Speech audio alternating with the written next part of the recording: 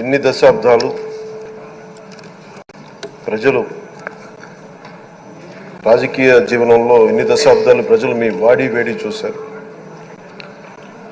మీకు కోపం వస్తే ఋషికొండను చెక్కినట్టు ప్రత్యర్థులకి పదునైన ఉత్తరాంధ్ర యాసలో గుండు కొట్టేస్తారు. ఒకటే బాధేస్తాం సార్, ఇకపైన మీకు తిట్టే అవకాశం లేకపోవడం.